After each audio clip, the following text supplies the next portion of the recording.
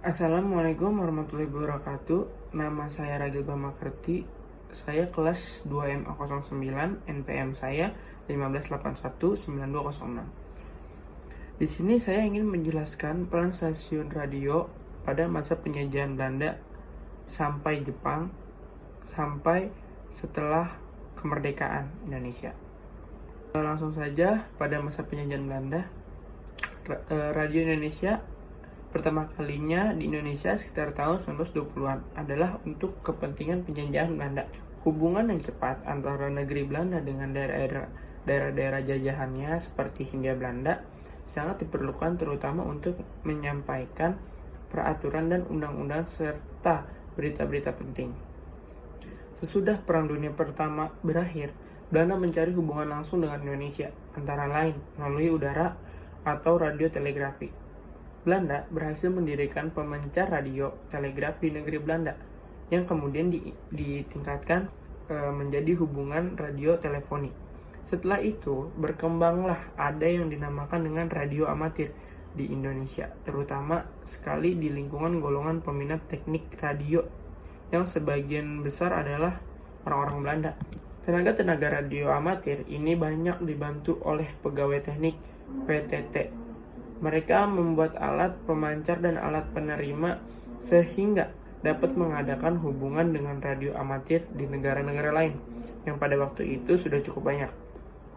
Dan lahirlah perkumpulan siaran radio pertama Indonesia pada tanggal 16 Juni 1925 dan lahirlah perkumpulan siaran radio pertama Indonesia pada tanggal 16 Juni 1925 di Jakarta dengan nama Batavia Radio Vereniging, disebut BRV, yang menurut katanya didirikan untuk waktu 29 tahun.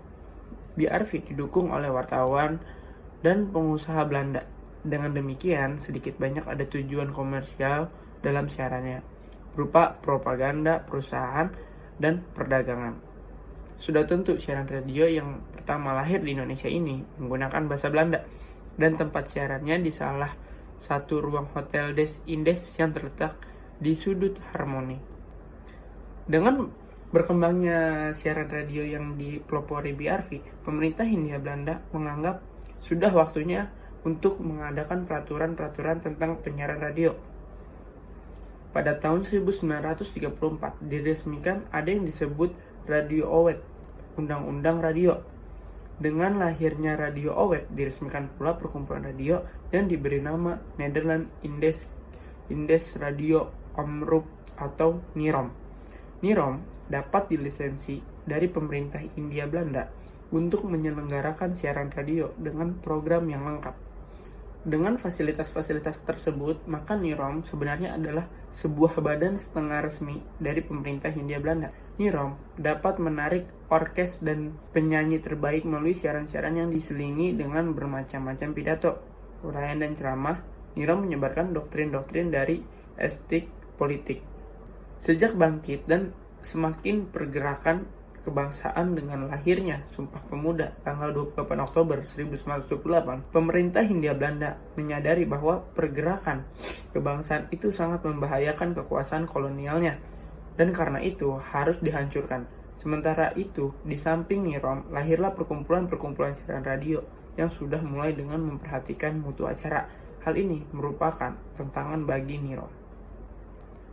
Jika awal kelahirannya siaran-siaran radio bangsa Indonesia itu masih menggunakan istilah ketimuran untuk Indonesia, maka di Solo sudah terang-terangan mencantumkan perkataan Indonesia pada namanya. Bagaimana pergerakan kebangsaan tak dapat dibendung, perlahan-lahan masuklah unsur politik dan siaran-siaran radio ketimuran. Pada tanggal 28 Maret 1937, wakil-wakil dari Jakarta, Bandung, Jogja, Surakarta, Surabaya di bawah pemimpinan Sutarjo Karto Hadikusumo mengambil keputusan untuk mendirikan Perikatan Perkumpulan Radio Ketimuran atau PPRK. Usul PPRK disetujui oleh pemerintah Hindia Belanda dalam pertemuan di Jakarta tanggal 7 Mei 1937 yang dirumuskan dalam bahasa Belanda. Dalam kenyataannya, PPRK masih harus berjuang 3 tahun lebih sebelum persetujuan tersebut dapat direalisasikan. pada tanggal 16 Agustus, Sutarjo Karto Hadikusumo bersama pemimpin-pemimpin yang lain mengajukan mosi dan mosi tersebut disetujui. Sementara itu, tahun 1934 berdirilah Foro, Engineering for Oosterse Radio Omroep di Jakarta. Dan itulah peran stasiun radio pada masa penjajahan Belanda. Dan selanjutnya saya ingin menjelaskan tentang stasiun radio pada masa penjajahan Jepang. Era penjajahan Jepang di Indonesia berlangsung kurang lebih selama 3,5 tahun. Pada masa itu, pemerintahan menguasai semua radio siaran swasta yang ada. Berbagai program siaran yang diarahkan untuk membentuk propaganda Perang Asia Timur Raya. Di era ini, pula terjadi perubahan yang sangat signifikan terkait dengan materi siaran. Pada masa penjajahan Jepang, porsi siaran sosial budaya mendapatkan porsi terbesar dalam materi siaran.